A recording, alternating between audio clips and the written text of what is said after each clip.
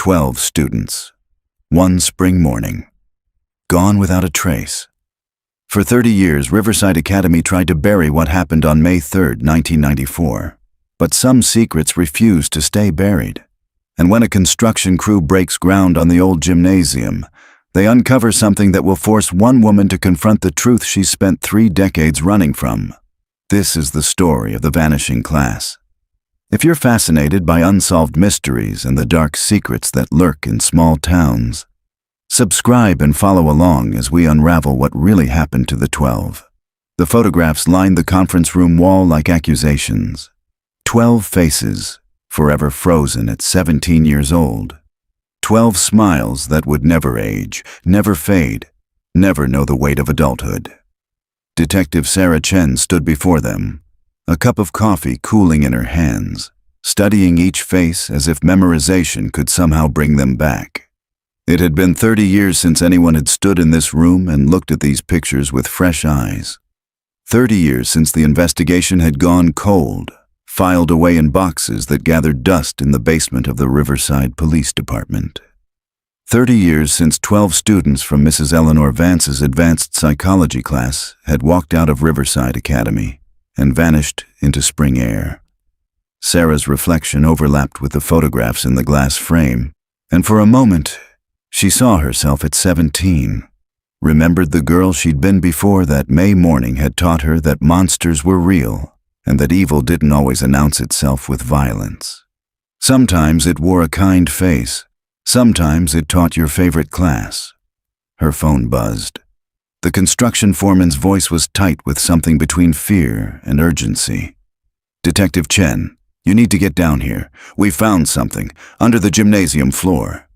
You need to see this now." Sarah set down her coffee, her eyes moving across the 12 faces one final time.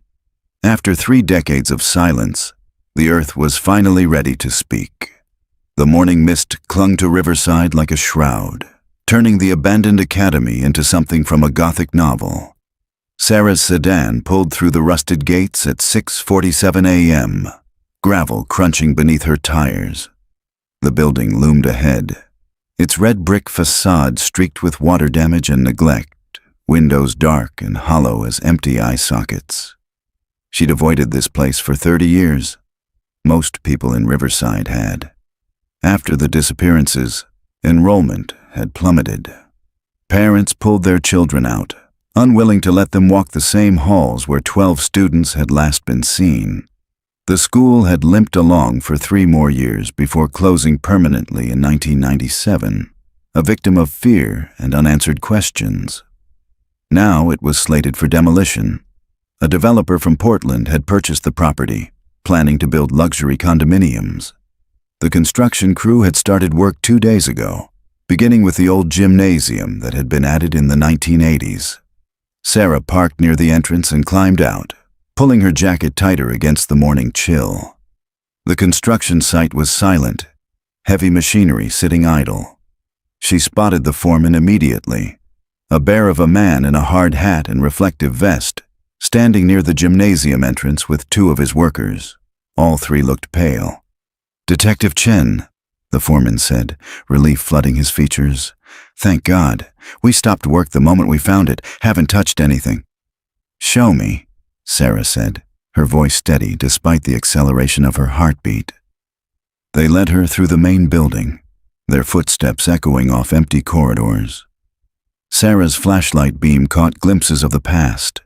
Abandoned lockers with doors hanging open, faded bulletin boards, a classroom where desks still sat in neat rows, waiting for students who would never return. The walls seemed to remember, seemed to hold their breath. The gymnasium was at the back of the complex, connected by a covered walkway. The foreman had set up work lights inside, harsh white illumination that banished shadows and revealed the space in stark detail. The wooden floor had been partially torn up, planks stacked against the walls, exposing the concrete foundation beneath. But it was the hole in the foundation that made Sarah stop. It was roughly 6 feet wide, edges jagged where the excavator's claw had broken through. The foreman's flashlight beam pointed down into darkness, and Sarah approached slowly, each step measured and deliberate. She'd been a detective for 15 years, had seen her share of crime scenes, but this place, this building, carried the weight of her own history. She knelt at the edge and looked down. The space below was deeper than she'd expected, perhaps 8 feet. The floor of the hidden chamber was dirt, and in that dirt, illuminated by the work lights, were 12 shapes arranged in a perfect circle. Her breath caught. They were backpacks, old and decomposed, but still recognizable. Each one bore the faded maroon and gold colors of Riverside Academy. And in the center of the circle, standing upright as if someone had carefully placed it there, was a classroom chair. "There's more," the foreman said quietly. "On the wall. We didn't go down there, but you can see it from here." Sarah angled her flashlight toward the chamber's far wall. Words had been painted there in what looked like rust-colored paint, though something in her gut told her it wasn't paint at all. The message was simple, written in careful block letters. They stayed for class. Sarah pulled out her phone, her hands steady from years of training, her mind already cataloging what needed to happen next. Crime scene unit, forensic team, medical examiner, and most difficult of all, notification to the families who had spent 30 years wondering. As she made the calls, standing in that gutted gymnasium with 12 backpacks arranged in their eternal circle below, Sarah thought about the girl she'd been in 1994. Thought about sitting in Mrs. Vance's advanced psychology class, fascinated by discussions of human behavior, social contracts, and the thin line between civilization and chaos. Thought about the teacher who had made them all feel special, chosen, understood. She thought about the day she'd been home sick with the flu, the day that saved her life, the day 12 of her classmates had disappeared, and now, 30 years later, she was standing above their graves. The foreman cleared his throat. "Detective, should we leave the site?" Sarah looked up at him, at the 2 workers behind him who couldn't stop staring at the hole. "Yes, everyone out. This is a crime scene now. I need you and your crew to give statements, and no one talks to the press until we know what we're dealing with." As they filed out, Sarah remained alone in the gymnasium, her flashlight beam playing over the circle of backpacks below. Somewhere in this building, or perhaps long gone, was the person responsible. Someone who had arranged 12 students in a circle. Someone who had painted that message. Someone who had sealed them beneath the floor of a gymnasium and let the world wonder for 3 decades. Sarah's phone buzzed with a text from her partner, Detective Marcus Rodriguez. "On my way. The pass just called." She typed back a simple response. It didn't call. It screamed. The Riverside Police Department was small, just 12 officers serving a town of 8,000 people. By 8 a.m., every one of them had converged on the academy, along with the county medical examiner and a forensic team borrowed from the state police. The parking lot filled with official vehicles, their lights painting the morning in rotating blues and reds. Sarah stood with Marcus Rodriguez outside the gymnasium, watching as the forensic team prepared to descend into the chamber. Marcus was 10 years her senior, a transplant from Chicago who'd moved to Riverside 5 years ago seeking quieter work. He'd heard about the vanishing class.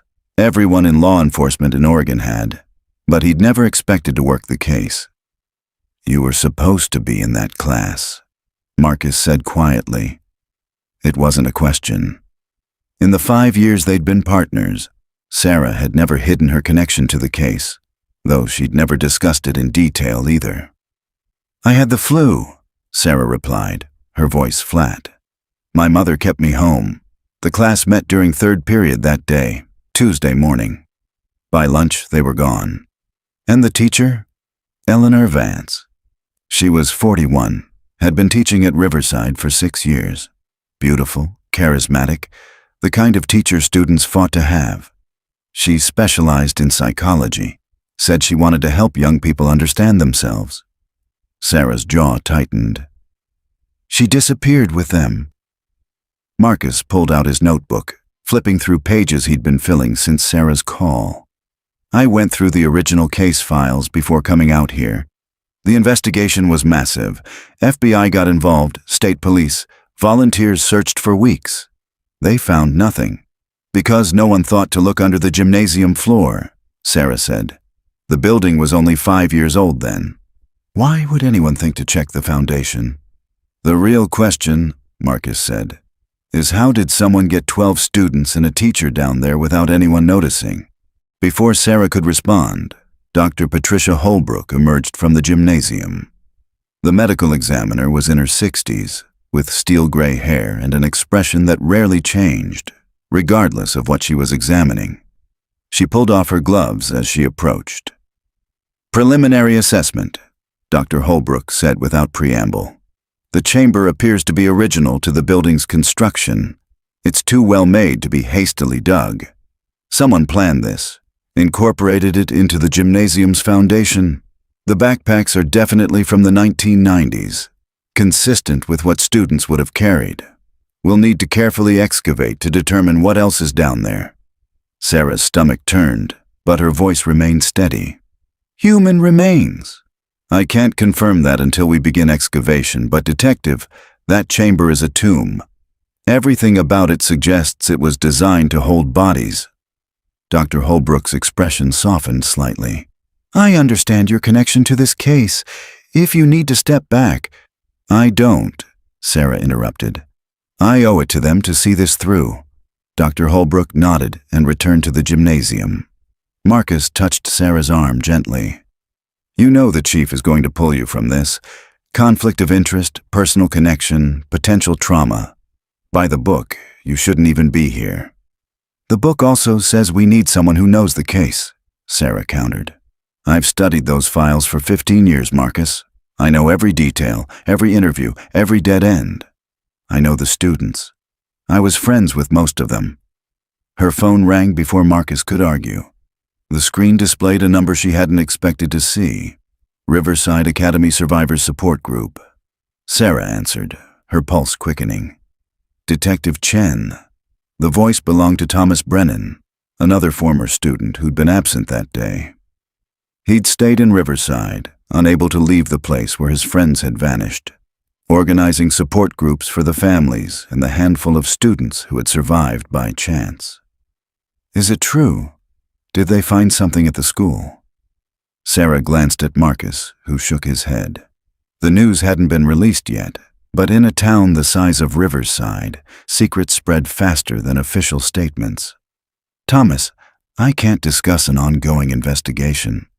The construction foreman's wife works at the grocery store with my sister, Thomas said, his voice tight. She told her what they found. 12 backpacks. Sarah, are they down there? Have they been there all along? Sarah closed her eyes briefly. The families deserved to know before the rumor mill twisted the truth beyond recognition. I can't confirm details yet, but we have found something at the academy. I need you to keep this quiet until we can make an official statement. Can you do that? After 30 years of waiting, you're asking me to wait longer. I'm asking you to help us do this right, Sarah said firmly. The families will be notified personally, not through gossip. Give me until this afternoon, please. A long silence followed. Finally, Thomas exhaled heavily. This afternoon. But Sarah, people are going to want answers. Real answers this time, not the speculation and theories we've lived with for 3 decades. I know, she said. I want those answers too. After hanging up, Sarah found Marcus studying her with concern. You can't carry all of this alone. The guilt of surviving, the responsibility to the victims, the weight of the family's expectations. It's too much for one person.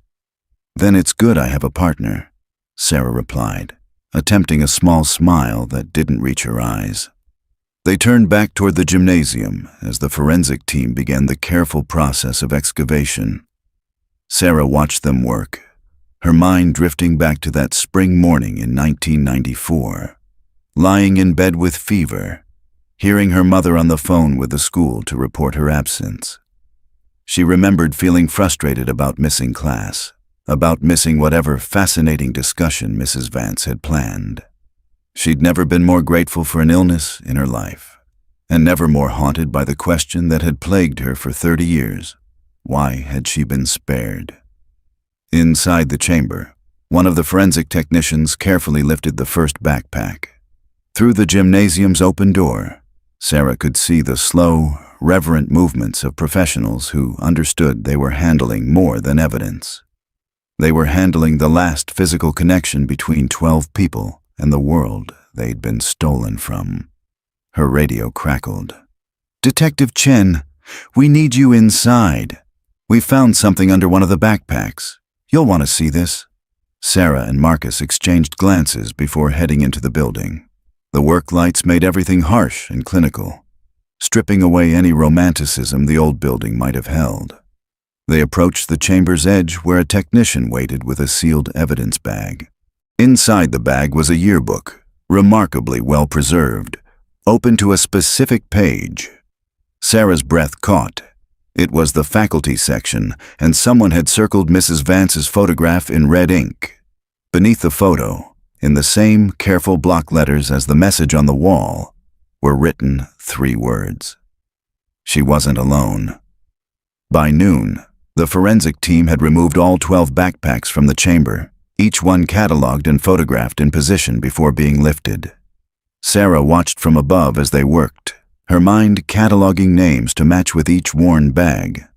Jennifer Martinez's had been purple with butterfly pins. David Kim's had a Nirvana patch sewn onto the front pocket. Rachel Foster's was covered in band stickers from concerts she'd never attend. The excavation paused when they reached the dirt floor. Dr. Holbrook descended into the chamber with 2 assistants, moving with the careful deliberation of someone who understood the ground beneath their feet might hold answers that would shatter families. Sarah's radio remained clipped to her belt, silent except for the occasional status update that told her nothing she wanted to hear. Marcus brought her coffee at 12:30, though neither of them drank it. They stood together in the gymnasium, 2 figures dwarfed by the space and the weight of what was being uncovered. "The chief called," Marcus said. "Press conference scheduled for 3 p.m. He wants to wait until we know what we're dealing with, but the news vans are already gathering at the gates." Sarah nodded, unsurprised. Riverside's population would double today, filled with reporters and curiosity seekers drawn to tragedy like moths to flame.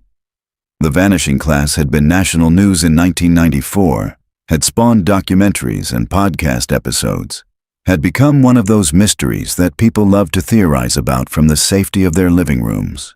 But for Sarah, it had never been a mystery to solve for entertainment. It had been 12 empty desks, 12 voices that stopped mid-conversation, 12 futures that ended before they began. "Detective Chen," Dr. Holbrook's voice came through the radio. "We've begun finding remains. You should prepare yourself." Sarah descended into the chamber, Marcus following close behind.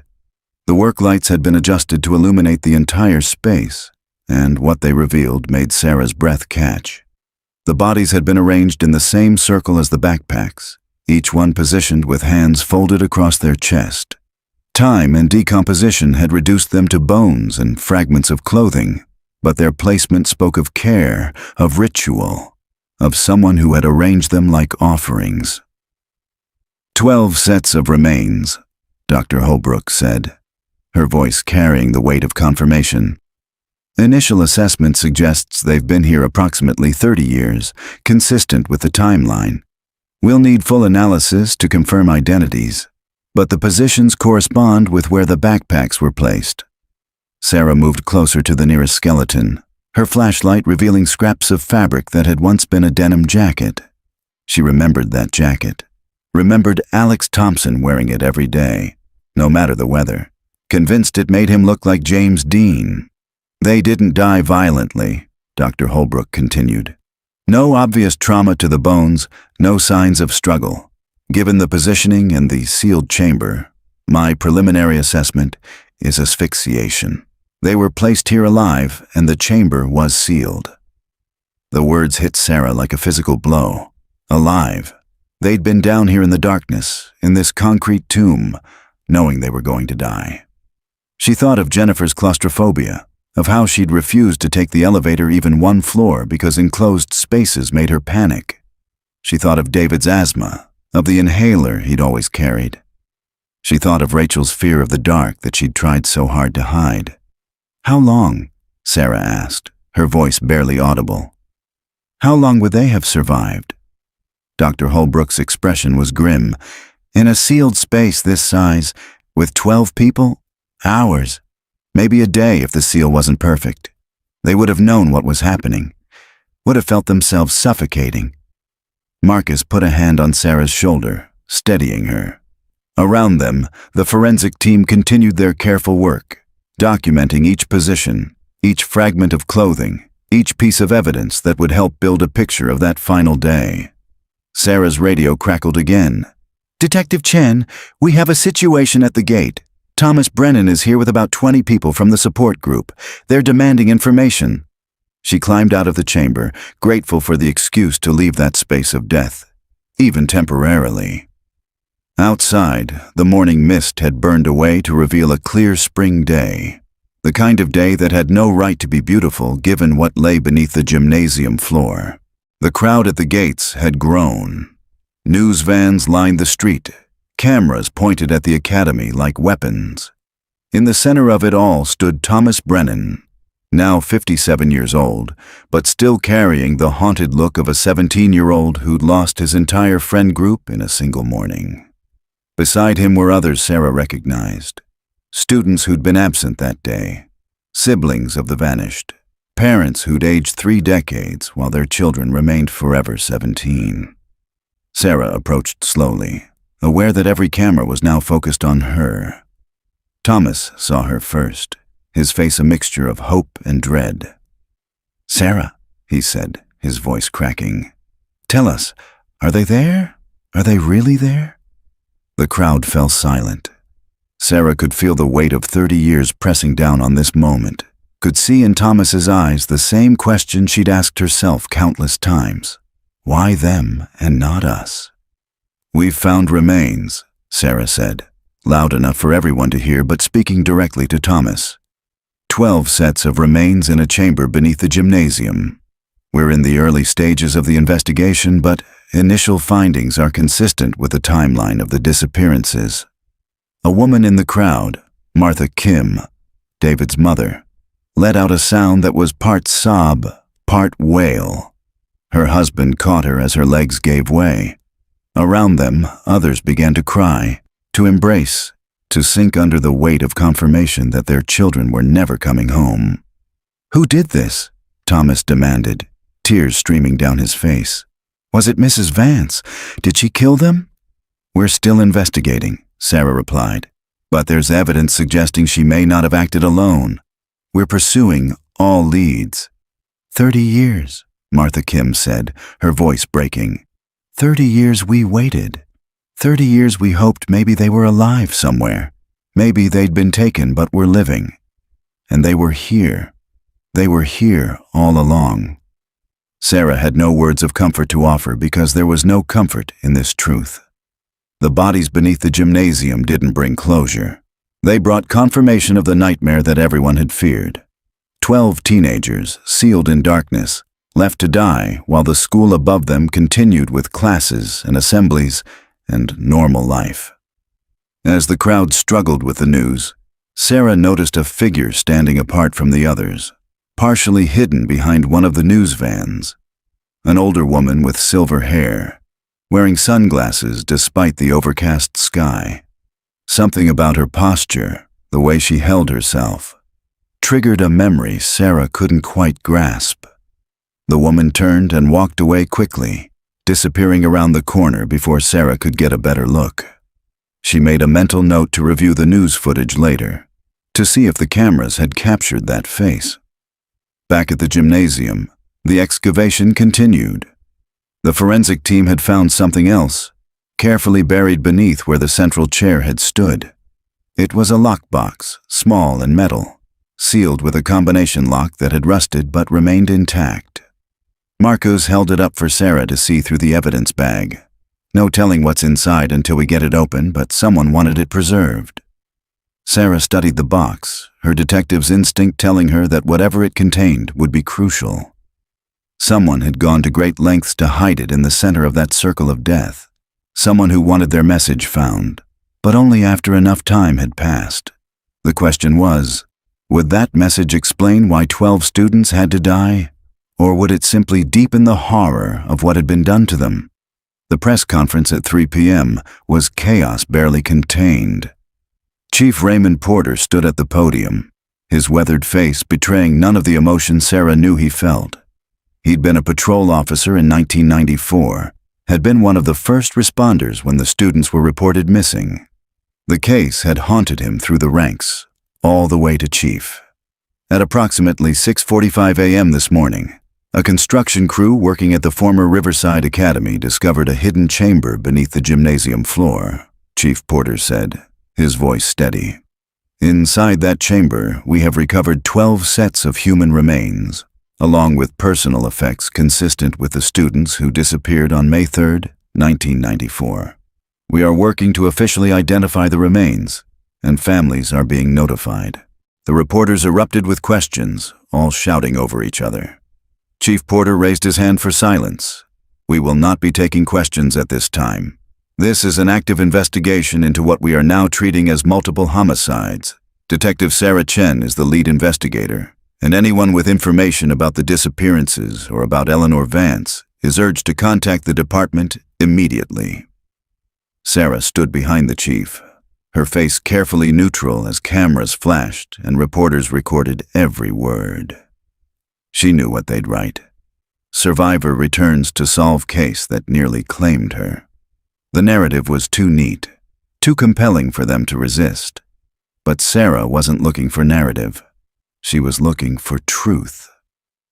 After the press conference, she and Marcus retreated to the department's small conference room, now transformed into a command center. The walls were covered with photographs, timelines, maps, and reports from the original investigation.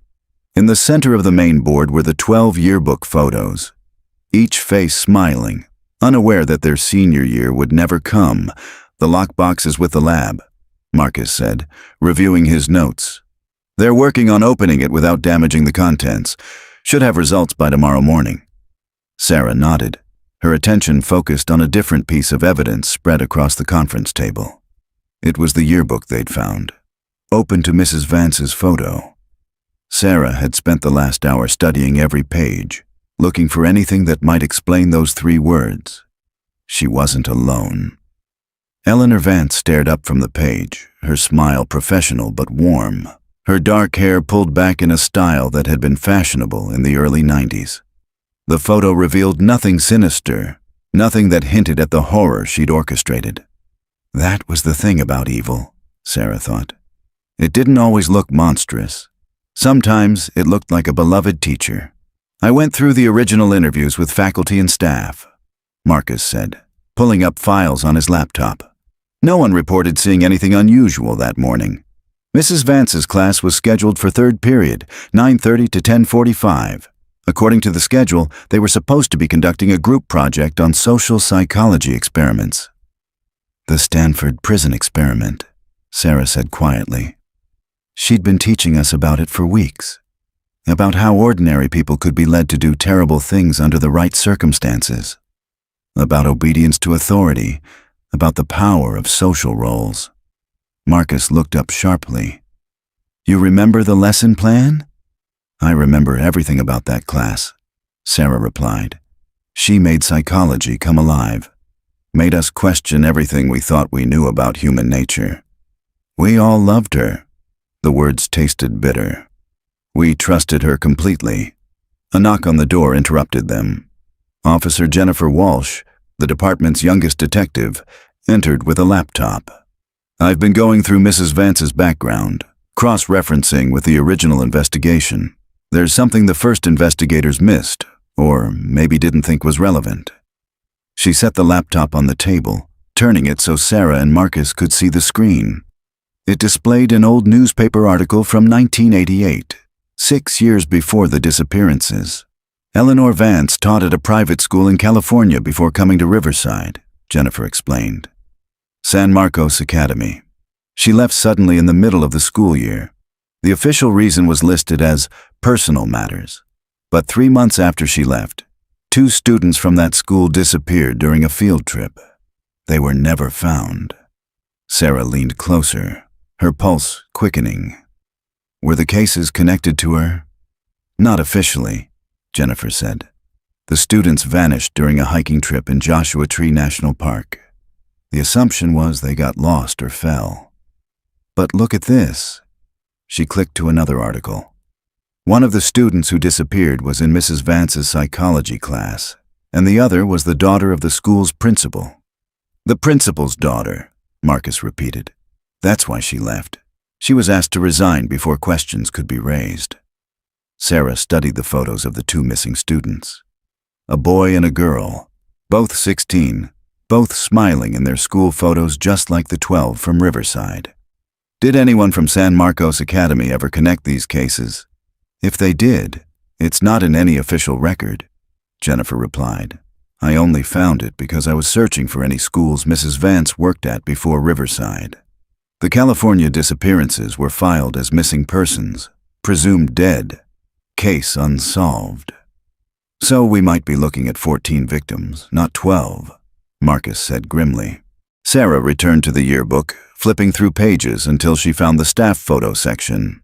Besides Mrs. Vance, there were 23 other faculty members. Which one had helped her? Or had the accomplice been someone else entirely, someone with access to the building during construction? Her phone buzzed. Dr. Holbrook's name appeared on the screen. Detective Chen, I've completed the preliminary examination of the remains, the medical examiner said when Sarah answered. I'm sending over my initial report, but there's something you should know immediately. 13 sets of remains, not 12. Sarah's blood ran cold. 13? We found an additional skeleton beneath the others, deeper in the chamber. Adult female, approximately 40 years old at time of death. I believe we've found Eleanor Vance. The room seemed to tilt. Sarah gripped the edge of the table, her mind racing. If Mrs. Vance was dead in that chamber with the students, then who had sealed them in? Who had painted that message on the wall? She wasn't alone, Marcus said, echoing Sarah's thoughts. Because whoever helped her finish the job, killed the students and then killed her. Sarah pulled up the crime scene photos on her tablet, zooming in on the message painted on the chamber wall. The lettering was precise, methodical, the work of someone who'd taken their time, someone who'd wanted to be sure the message survived. We need to find out who had access to that gymnasium during construction, Sarah said. Contractors, architects, school board members, anyone who could have known about that chamber or had the ability to create it. Jennifer was already typing. The gymnasium was completed in 1989, 5 years before the disappearances. I'll pull construction permits and contractor records. As Jennifer worked, Sarah walked to the window overlooking Main Street. Riverside looked peaceful in the afternoon light, a quintessential small town with tree-lined streets and local shops. But beneath that peaceful surface, something rotten had been festering for 30 years. Her reflection in the window overlapped with the street scene, and Sarah thought about the woman she'd glimpsed at the gate earlier. Something about that figure nagged at her, a memory just out of reach. She'd been at the academy that day in 1994, Sarah was certain. But in what capacity? Marcus joined her at the window. You're thinking about the accomplice. I'm thinking about how someone could orchestrate this level of planning, Sarah replied. Building a hidden chamber, luring 13 people into it, sealing them inside, and then walking away. That takes incredible nerve and an absolute lack of empathy. A sociopath, Marcus suggested. Or someone who believed they were doing something necessary, Sarah countered. Mrs. Vance taught psychology. She understood manipulation, understood how to make people believe in a cause. What if she convinced someone that this was an experiment, a demonstration of some psychological principle? An experiment that required 12 students to die? Sarah turned from the window, her expression grim. The Stanford prison experiment was shut down after 6 days because the participants started exhibiting genuine sadistic behavior. The Milgram experiment showed that ordinary people would administer what they believed were lethal electric shocks if an authority figure told them to. Mrs. Vance was fascinated by how easily humans could be led to commit atrocities. "You think she was running an experiment," Marcus said slowly, understanding dawning. "Using real subjects, real deaths." "I think she found someone who was willing to participate," Sarah replied. "Someone who shared her fascination with the darker aspects of human nature. Someone who's been free for 30 years. Jennifer looked up from her laptop, her face pale. "I've got the construction records. The general contractor was Morrison & Sons, but they hired several subcontractors for specialized work. The foundation and underground work was done by a company called Westfield Construction. They dissolved in 1995, a year after the disappearances." "Convenient," Marcus muttered. "But here's the interesting part," Jennifer continued. "Westfield Construction was owned by a man named Richard Westfield. He had a daughter who was a student at Riverside Academy in 1994. She paused, letting that sink in. Her name was Catherine Westfield. She was in Mrs. Vance's advanced psychology class. Sarah felt ice form in her stomach. "Was she one of the 12 who disappeared?" Jennifer shook her head. "No. According to the records, Catherine Westfield was at school that day, but she wasn't in class during third period. She was in the nurse's office with a migraine." Another survivor, Sarah thought. Another student who'd been spared by chance. Or had it been chance? "Where is she now?" Sarah asked. Jennifer typed rapidly, then frowned. "That's the problem. Catherine Westfield seems to have disappeared from all records after 1995. No driver's license renewals, no tax records, no social media presence. It's like she ceased to exist." Sarah and Marcus exchanged glances. A student who'd missed class that day, whose father had built the gymnasium and had access to create a hidden chamber, who'd vanished from all records shortly after the case went cold. "Find her," Sarah said. "Pull everything, school records, yearbooks, interviews from 1994. Talk to anyone who knew her, and get me Richard Westfield's current address. I want to know what he knows about his daughter." As Jennifer left to begin the search, Sarah returned to the conference board, her eyes moving across the 12 faces. 13, if you counted Mrs. Vance. 14, if the California students were connected. And possibly 15 or more if Catherine Westfield had continued what her teacher had started. The question wasn't just who had helped Eleanor Vance anymore. The question was whether the horror had ended in 1994, or whether it had simply gone underground, waiting for the right moment to resurface. Outside, the sun was setting, painting Riverside in shades of orange and red. Sarah watched the light fade and thought about darkness, about the kind that existed in hidden chambers and human hearts. Somewhere in this town, someone knew the truth. Someone who'd been living with it for 30 years. And now, finally, Sarah was going to find them. Richard Westfield lived in a modest ranch house on the outskirts of Riverside, the kind of place that had seen better days but maintained a certain dignity through careful upkeep. Sarah and Marcus arrived at 7 p.m., the last light of day turning the windows golden. The property was surrounded by tall pines that cast long shadows across an overgrown lawn. Westfield answered the door on the third knock. He was in his 70s now, stooped and gray, with the weathered hands of a man who'd spent his life working in construction. His eyes widened when he saw Sarah's badge. "Mr. Westfield, I'm Detective Chen. This is Detective Rodriguez. We need to ask you some questions about your daughter, Catherine." The old man's face went pale. For a moment, Sarah thought he might close the door. But instead he stepped back, gesturing them inside. The house smelled of old coffee and cigarette smoke. Photographs lined the walls, but Sarah noticed that none of them appeared to show Catherine past the age of 17. They settled in a living room cluttered with newspapers and construction magazines. Westfield sat heavily in a worn recliner, his hands trembling slightly as he lit a cigarette. I wondered when someone would come, he said, his voice rough. 30 years, and I wondered every day. Your company built the gymnasium at Riverside Academy, Sarah said, keeping her tone neutral. You had access to the construction site, the blueprints, the foundation work. Westfield took a long drag on his cigarette. I built that chamber. I'm not going to lie to you, but I swear to God I didn't know what it was for. Marcus leaned forward. Explain.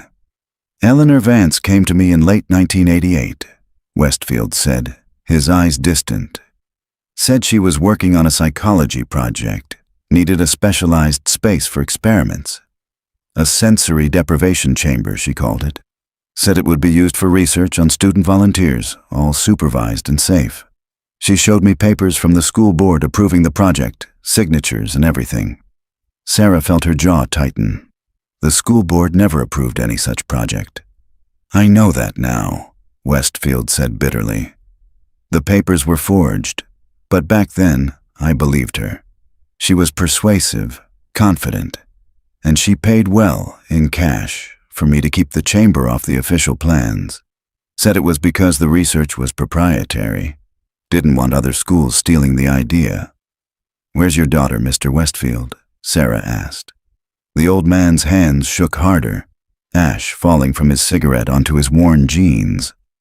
Catherine was special, brilliant but fragile. She had problems, voices in her head, dark thoughts.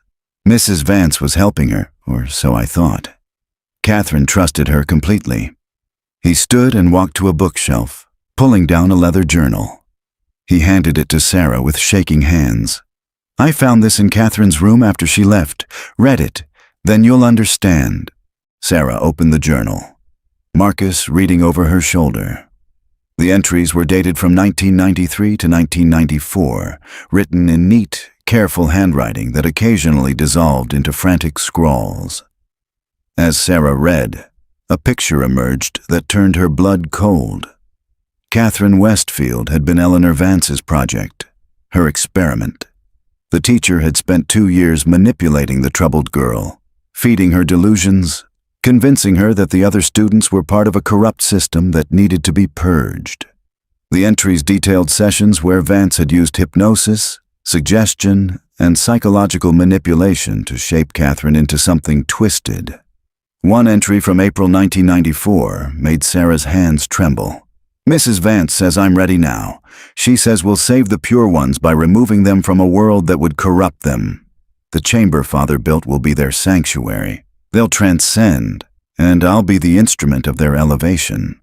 She says, I'm special. She says, I'm chosen. Jesus, Marcus whispered.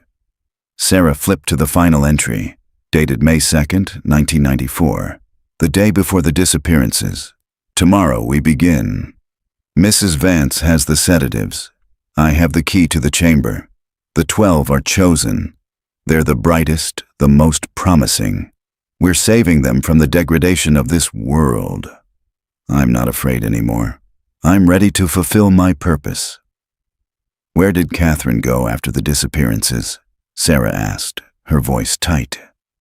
Westfield stubbed out his cigarette with shaking fingers. She came home that night, May 3rd.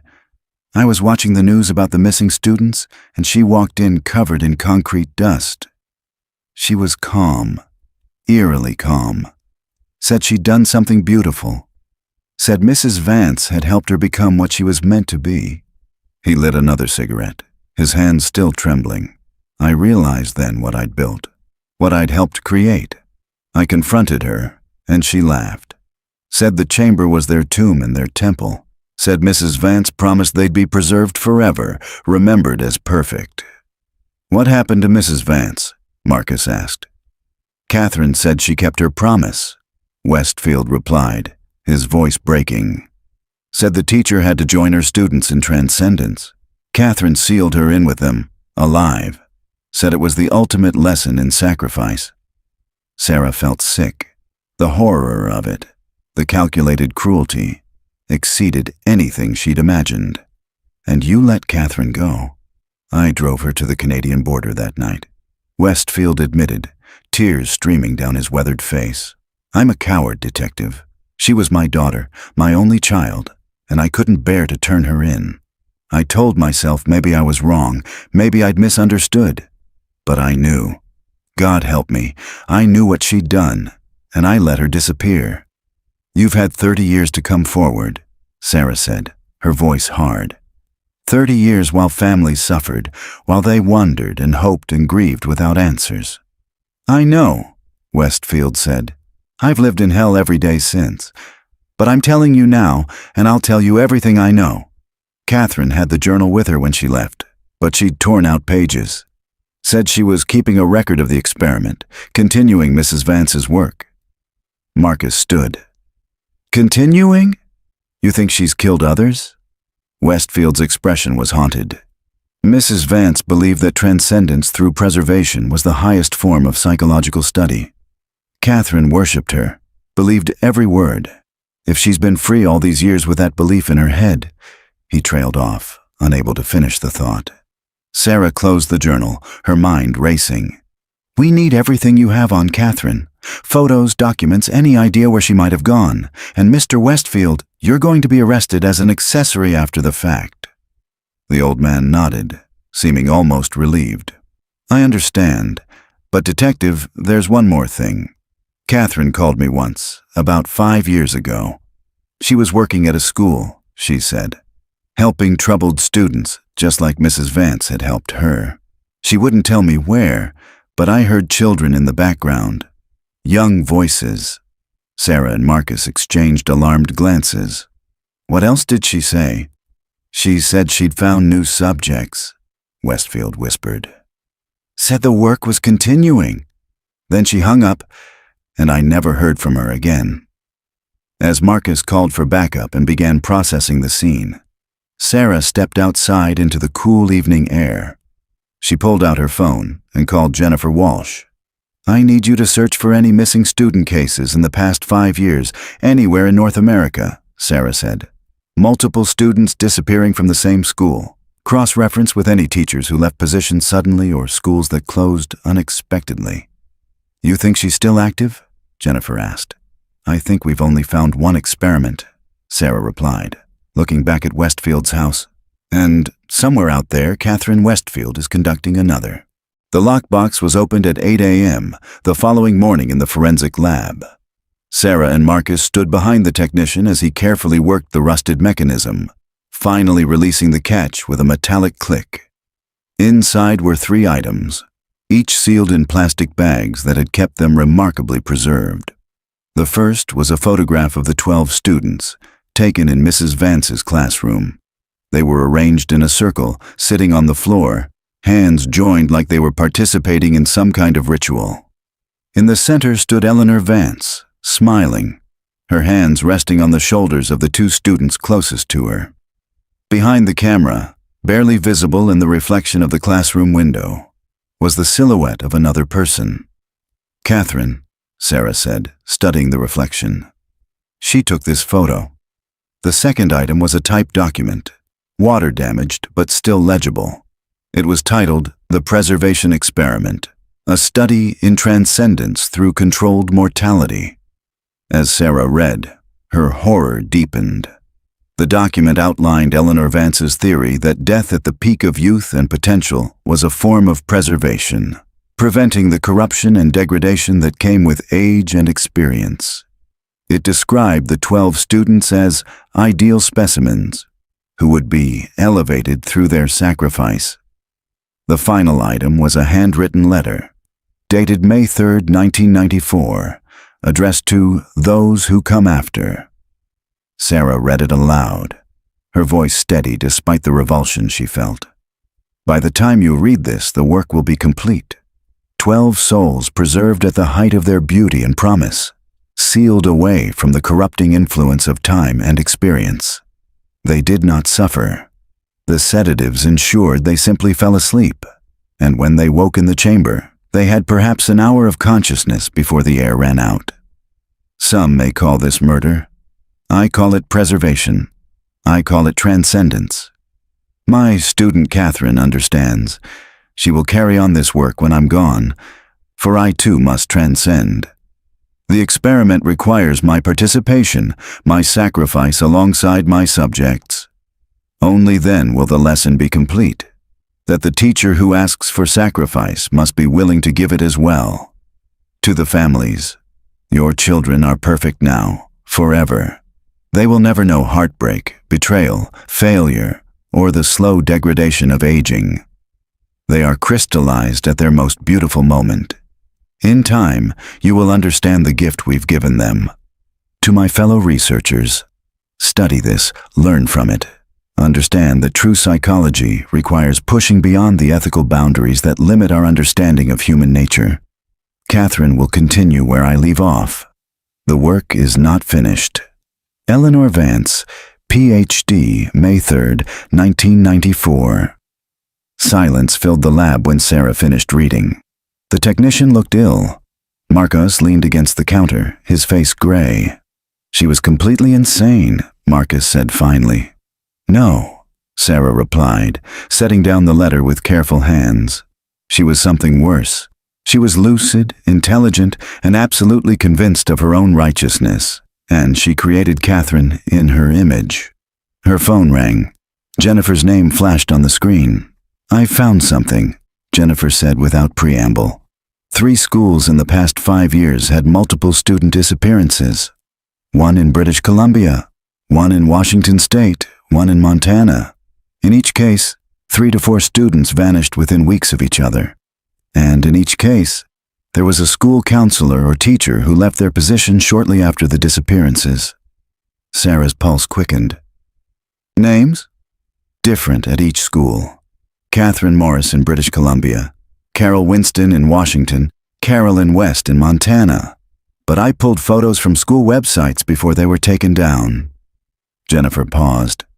Sarah, it's the same woman.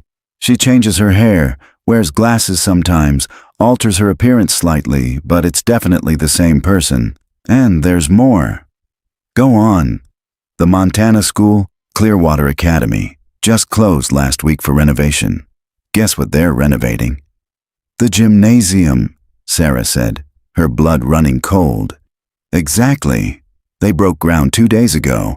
And according to the construction crew I just spoke with, they found a sealed chamber under the foundation. Marcus was already grabbing his jacket. How many? 4 students, Jennifer replied. All between the ages of 14 and 16. The medical examiner is still on site, but preliminary reports match what we found at Riverside. Positioned in a circle, hands folded, no signs of violent trauma. Sarah closed her eyes briefly, seeing those 12 faces on the conference room wall. Now there would be more faces. More families destroyed, more lives stolen by a woman who believed she was preserving perfection. Book us on the next flight to Montana, Sarah said. And Jennifer, pull everything on Clearwater Academy, faculty, students, construction records. If Catherine Westfield is still in the area, we're going to find her. After hanging up, Sarah returned to the lockbox contents. Something about the photograph bothered her. Something beyond the horror of seeing the 12 students arranged in that circle. She pulled out a magnifying glass and studied the image more closely. There, in the background, half hidden by a filing cabinet, was a date stamp from the camera. But it wasn't from May 3, 1994. It was from May 1st, 2 days before the disappearances, which meant this photo had been staged, that the students had been positioned in this circle as some kind of rehearsal or preparation. They knew, Sarah whispered. At least some of them knew what was coming. Marcus looked over her shoulder. You think Vance told them? I think she convinced them, Sarah replied. The document talks about willing subjects, about transcendence. What if she'd spent months grooming them, preparing them psychologically to accept their own deaths as some kind of privilege? She thought back to her own time in that class, remembered how charismatic Vance had been, how she'd made each student feel special and understood. If the teacher had isolated certain students, given them extra attention, convinced them they were chosen for something extraordinary.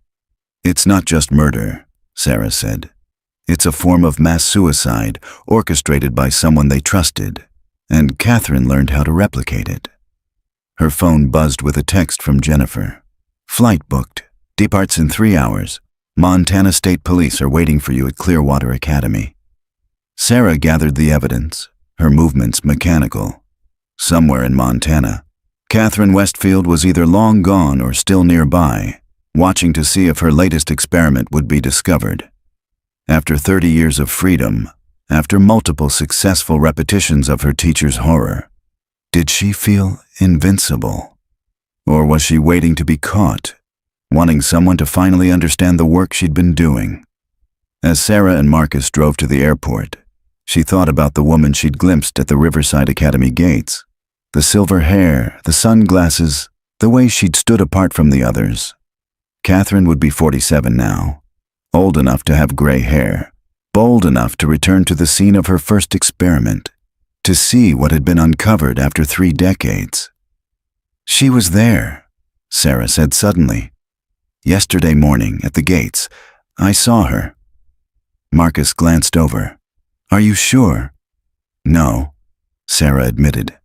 But I think she came back to see, to watch us discover what she'd created. She's proud of it, Marcus. Proud of the work.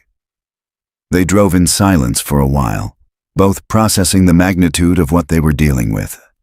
A serial killer who didn't see herself as a killer at all, but as a preservationist. A woman who'd spent 30 years perfecting her teacher's methodology, leaving sealed chambers and dead children in her wake. How many do you think there are? Marcus asked quietly. Total victims. Sarah did the math in her head. 13 at Riverside, 2 in California before that possibly. 4 at each of the 3 schools Jennifer identified, that's 12 more. We're looking at a minimum of 27 victims, likely more if there are experiments we haven't discovered yet. All teenagers, Marcus said. All at their peak, as Vance would say. All preserved before they could experience real life. Sarah's phone rang again. This time, it was Chief Porter. Chen, I just got a call from a reporter at the Portland Tribune, the chief said. They received a letter this morning, postmarked from Clearwater, Montana. It's addressed to you. What does it say? I'm reading it now, Chief Porter replied. Dear Detective Chen, you survived the first experiment by chance. I've always wondered if you understood the gift you were given. Now you're investigating my subsequent work. I want you to know that each experiment has been perfect, just as Mrs. Vance taught me. The subjects transcend willingly once they understand the beauty of preservation. You could have been transcendent too. Perhaps there's still time. The work continues. C.W. Sarah felt ice form in her stomach. Catherine wasn't just aware they were investigating, she was reaching out, making contact. She's escalating.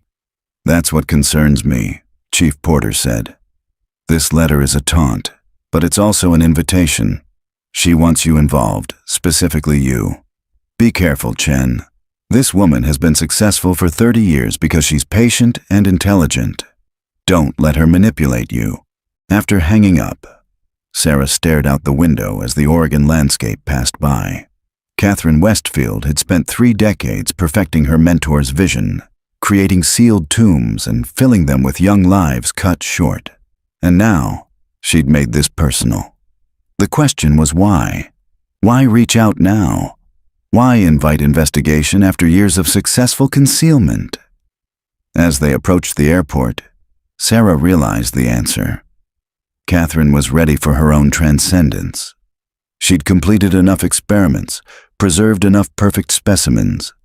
Now she wanted recognition, wanted someone to understand the magnitude of her work.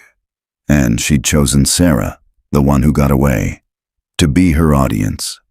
Clearwater Academy sat in a valley surrounded by pine forests, isolated and beautiful in the way that made Sarah's skin crawl.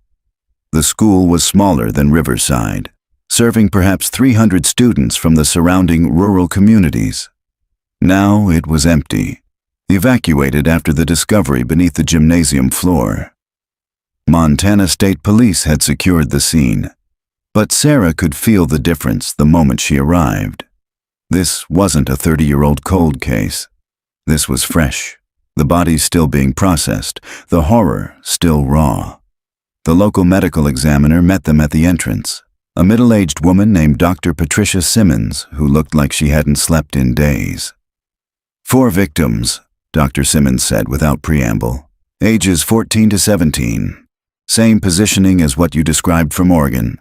Sealed chamber, no signs of violent trauma, death by asphyxiation. But there's something different here. She led them through the school to the gymnasium. The chamber had been fully excavated, revealing a space nearly identical to the one at Riverside. But Dr. Simmons was right. There was something different. In the center of the circle, where Eleanor Vance's chair had stood in the original experiment, was a small table. On it sat a laptop, sealed in protective plastic. It still has battery power, Dr. Simmons said. There's a solar panel system built into the chamber's ceiling, hidden behind false concrete. Someone designed this to last. Sarah stared at the laptop, understanding flooding through her. She's been documenting everything, the entire experiment. Marcus carefully descended into the chamber, photographing everything before the forensic team opened the laptop's protective covering. When they finally powered it on, a password prompt appeared. Below it, a message in the same neat handwriting from Catherine's journal. For Detective Chen.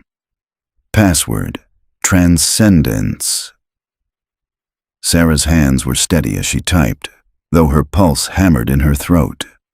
The laptop opened to a desktop with a single folder labeled The Preservation Studies. Inside were dozens of files, video recordings, written observations, photographs that Sarah knew would haunt her for the rest of her life. She clicked on the most recent video file. Catherine Westfield's face filled the screen. Older now, but still recognizable from her yearbook photo. She was in her late 40s, silver hair pulled back, eyes bright with an intelligence that made Sarah's blood run cold. "Detective Chen," Catherine's recorded voice began. "If you're watching this, you've found Clearwater. Congratulations. This is my 4th completed study since Mrs. Vance taught me the methodology. Each one has been perfect, each subject carefully chosen and prepared. They understood what they were participating in. They wanted transcendence." The video cut to footage of 4 teenagers sitting in a classroom, engaged in what appeared to be a normal counseling session. But as Sarah watched, she saw the manipulation, saw how Catherine used the same techniques Vance had pioneered, isolating vulnerable students, making them feel special, chosen. "You were supposed to be part of the original study," Catherine continued. "Mrs. Vance was disappointed when you were absent that day. She said you had the perfect combination of intelligence and emotional vulnerability. You would have been beautiful in transcendence." The video showed the 4 Clearwater students being led into the chamber, docile from sedatives, arranged in their circle. Sarah forced herself to watch, to bear witness to what these children had endured. "I'm ready for my own transcendence now," Catherine said, the camera back on her face. "Mrs. Vance taught me that the ultimate study requires the researcher to become the subject. I've prepared my final experiment. You'll find me where it all began, Detective. Come alone if you want to understand. Come alone if you want to save the next 12. The video ended. Sarah stood frozen, Catherine's words echoing in her mind. Where it all began. Riverside Academy. Marcus was already on the phone with Chief Porter. "We need units at Riverside Academy immediately." "Chen, you're not going back there alone." But Sarah was already moving, her mind racing. Catherine had returned to Riverside, to the site of her first experiment. And she'd said the next 12, which meant she had new subjects, new students she'd groomed and prepared. The flight back to Oregon was the longest 3 hours of Sarah's life. Chief Porter called with updates. Units had surrounded the academy, but there was no sign of Catherine or anyone else. The building appeared empty, but thermal imaging showed heat signatures in the basement level, an area that hadn't existed on the original blueprints. "Another chamber," Sarah said. She built another one. They landed in Portland at dusk, the sky painted in shades of blood orange and purple. A patrol car rushed them to Riverside, sirens wailing. As they approached the academy, Sarah saw news vans already gathered, drawn by police activity like vultures to carrion. Chief Porter met them at the entrance. "We've located the basement access. It's behind a false wall in the old boiler room. The thermal imaging shows 13 signatures, 12 small and 1 larger, all stationary." "She sedated them," Sarah said, her voice tight. "Just like before. How long have they been down there?" "We don't know," Chief Porter replied. "But Chen, there's something else. We found a note addressed to you on the gymnasium floor. She knew you'd come back." The note was written on academy letterhead, as if Catherine was a legitimate member of the faculty. "Detective Chen, below us are 12 new students ready for transcendence. They've been prepared for 6 months, carefully chosen, psychologically conditioned to understand the beauty of preservation. In 30 minutes, the chamber will seal automatically. The air will last approximately 6 hours. You can save them, but only if you come down alone. Only if you're willing to understand what Mrs. Vance tried to teach us all those years ago. The door is open. The choice is yours. Will you finally accept transcendence, or will you let 12 more perfect specimens be preserved?" The work continues. Catherine Westfield. Sarah checked her watch. Based on the note's timestamp, they had less than 10 minutes before the chamber sealed. "I'm going down," she said, unholstering her weapon. "Not alone," Marcus insisted. "That's what she wants. This whole thing is designed to manipulate you." "Those are children down there," Sarah replied. 12 kids who think they're participating in some kind of spiritual awakening. If we send in a tactical team, Catherine might trigger the seal early. She's given me a window. I have to take it." Chief Porter's expression was grim, but he nodded. "You'll be wired. First sign of trouble, we're coming in. And Chen, don't let her get in your head. Whatever she says, remember she's a serial killer who's murdered at least 27 people." Sarah descended into the basement, her weapon drawn, flashlight cutting through the darkness. The boiler room was exactly as she remembered it. Pipes and machinery covered in 3 decades of dust. But the false wall Chief Porter mentioned was new, a section of concrete that looked seamlessly integrated but swung open at her touch. Beyond was a staircase leading down into darkness. Sarah descended slowly, her radio crackling with Marcus's voice providing updates on her position. The stairs opened into a chamber identical to the one beneath the gymnasium, but this one was pristine, newly constructed, equipped with the same solar panel system they'd found in Montana. 12 teenagers lay in a circle on the floor, their breathing slow and steady from sedatives. They were dressed in white, hands folded across their chests, arranged like offerings. In the center stood Catherine Westfield, no longer the woman from the video, but somehow more substantial in person. She held a remote control in one hand, her finger hovering over a button. "Detective Chen," Catherine said, her voice warm, almost friendly. "You came. I knew you would. The ones who survive always carry the weight of wondering why." Sarah kept her weapon trained on Catherine. "Step away from the remote. You're under arrest for multiple counts of murder." Catherine smiled, the expression eerily reminiscent of Eleanor Vance's yearbook photo. "Murder implies a crime. This is preservation. These children understand. They've been prepared. They want this. They're drugged," Sarah said. "They can't consent to their own deaths. They consented weeks ago when they understood the gift I was offering." Catherine's eyes gleamed with fervor. "You were supposed to understand too. Mrs. Vance chose you, saw your potential, but you were absent that day, and I've always wondered if fate saved you for this moment." "For what moment?" "To witness," Catherine said simply. "To finally understand what we've been doing all these years. These 12 will be perfect forever. They'll never know disappointment, betrayal, the degradation of aging. They'll be crystallized at their most beautiful moment."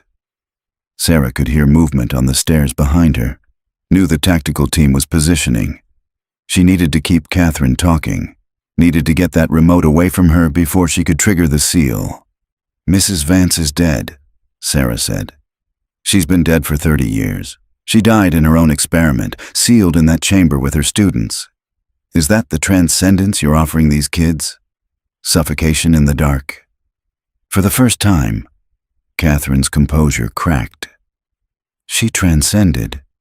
She proved the ultimate commitment to her research. She was murdered, Sarah corrected, by you. You sealed her in that chamber alive, let her die with her victims. That wasn't transcendence. That was you eliminating a witness. Catherine's finger tightened on the button. You don't understand. I understand that you're not preserving anything, Sarah said, her voice harder now. You're killing children because a manipulative teacher convinced you that murder was art. You're not special, Catherine. You're not chosen. You're sick, and these kids are going to wake up and go home to their families. The remote clattered to the floor as tactical team members rushed in, securing Catherine before she could reach it. She didn't fight, simply stood still as they handcuffed her, her eyes never leaving Sarah's face. You could have been beautiful, Catherine whispered as they led her away. You could have been perfect. Paramedics rushed in, beginning the process of reviving the 12 sedated students. Sarah watched as the first one stirred, a girl of perhaps 16, her eyes fluttering open in confusion. She'd wake to a normal life, would never know how close she'd come to being another photograph on a wall of victims. As they brought the students out one by one, reuniting them with frantic parents who'd been told their children were on a special retreat, Sarah stood in that chamber and thought about the ones who hadn't been saved. The 13 at Riverside, the 4 at Clearwater, the others they'd find as they went through Catherine's files. Marcus appeared at her side. You did it. You saved them. But I couldn't save the others, Sarah replied quietly. 27 people died while Catherine perfected her methodology. 27 families destroyed. You stopped her, Marcus said firmly. That counts for something.